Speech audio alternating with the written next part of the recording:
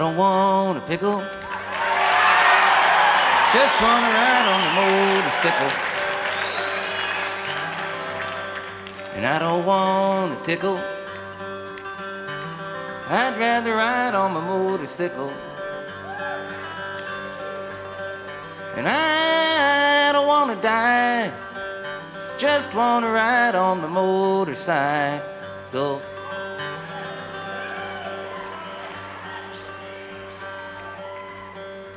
You know, it's been about 12 years now that I've been singing this dumb song.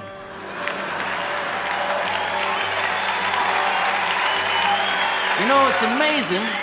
It's amazing that somebody could get away with singing a song this dumb for that long. But you know, hey, you know what's more amazing than that is that somebody could make a living singing a song this dumb. But that's America. You know, I told about everything there was to tell about it. When I wrote it, how come, why, what for. But you know, the one thing that I always used to neglect to explain was the significance of the pickle. It was the time I was riding my bike. I was going down a mountain road. I was doing 150 miles an hour. On one side of the mountain road, there was a mountain. And on the other side, there was nothing. It was just a cliff in the air. But I wasn't paying attention, you know, I was just driving down the road. All of a sudden, by accident, a string broke off my guitar. It broke, you know, right there, went flying across the road that way, wrapped itself around a yield sign.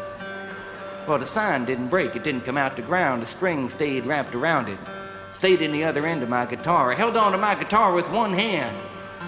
I held on to the bike with the other. I made a sharp turn off the road. Luckily, I didn't go into the mountain. I went over the cliff. I was doing 150 miles an hour sideways and 500 feet down at the same time. Hey, I was looking for the cops. Because, you know, hey, I knew that, you know, it was illegal. I knew that was it. I knew I didn't have long to live in this world. And in my last remaining seconds in the world, I knew that it was my obligation to write one last farewell song to the world. Took out a piece of paper. I pulled out a pen, and it didn't write. I had to put another ink cartridge in it. I sat back and I thought a while, and then it come to me. It come like a flash, like a vision, burnt across the clouds. I just wrote it down. I learned it right away. I don't want a pickle, just want to ride on my motorcycle. And I don't want a tickle, I'd rather ride on my motorcycle. And I don't want to die, just want to ride on my motorcycle. Hey, I knew it wasn't the best song I ever wrote. But I didn't have time to change it. But you know, the most amazing thing was that I didn't die. I landed on the top of a police car. And it died. I come into town at a screaming 175 miles an hour, singing my new motorcycle song. I stopped out front of the deli, and out front of the deli was a man eating the most tremendous pickle. A pickle the size of 4 pregnant watermelons. Just a huge monster pickle. He walked up to me, pushed a pickle in my face, and started asking me questions. It was about the same time I noticed a pickle in my face. I noticed a cord hanging from the long end of the pickle, going up his sleeve, down his shirt, into his pants and shoes, out into a briefcase he had near his feet. I knew it wasn't an ordinary pickle. But it was about the same time I noticed the cord hanging out of the pickle that a 4-foot cop arrived with a 5-foot gun. A cop that one time must have been around 6'3", but was met at the bottom of a mountain by a flying, singing, writing weirdo freak. He walked up and with one tremendous hand, he grabbed the pickle away from the other guy. He threw it 100 feet straight up in the air. And while the pickle was halfway between going up and coming down, he took out his gun and put a 3-inch bullet hole right through the long end of the pickle. It started coming back down. He stuck out his foot. He caught the pickle on his big toe. And balancing the pickle on his big toe, he reached his huge hand into his little pocket, pulled out a 10-foot ticket. He borrowed my pen. He wrote it up. Then he rolled it up and stuffed it in a bullet hole in the middle of the pickle, took the pickle with the ticket and shoved it down my throat. It was at that very moment that the pickle with the ticket was going down my throat that I knew for sure that I didn't want a pickle. I don't want a pickle. I just want to ride on my motorcycle. And I don't want a tickle. I'd rather ride on my motorcycle. And I don't want to die. Just want to ride on my motorcycle.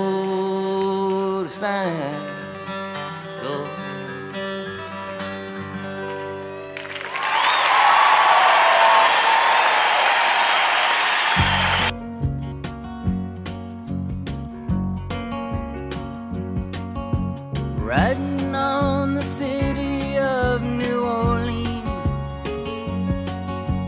Illinois Central, Monday morning rail. 15 cars and 15 restless riders, 3 conductors, 25 sacks of mail. All along the southbound Odyssey, the train pulls out at Kankakee and rolls along past houses, farms, and fields, passing trains that have no name, and freight yards full of old black men, and the graveyards of the rusted automobiles. Good morning, America, how are you? Said, don't you know me? I'm your native son. I'm the train they call the city of New Orleans. I'll be gone 500 miles when the day is done.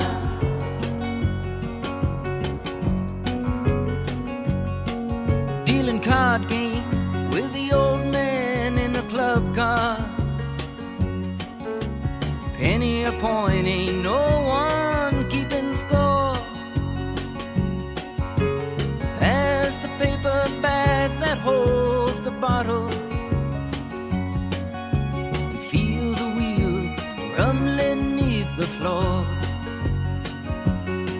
And the sons of Pullman porters and the sons of engineers write their fathers' magic carpets made of steel.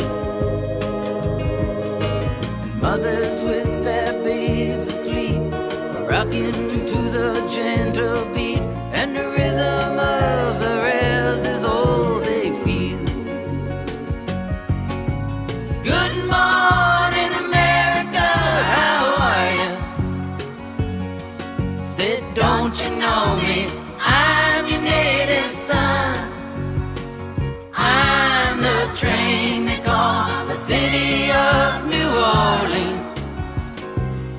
I'll be gone 500 miles when the day is done.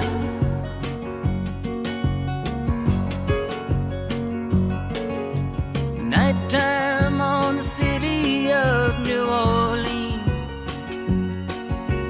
changing cars in Memphis, Tennessee. Halfway home, and we'll be there by morning. Through the Mississippi darkness, rolling down to the sea.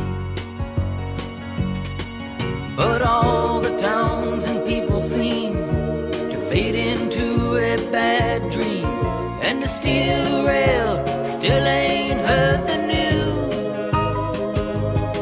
The conductor sings his songs again. The passengers will please refrain. This train got to disappear in railroad blues.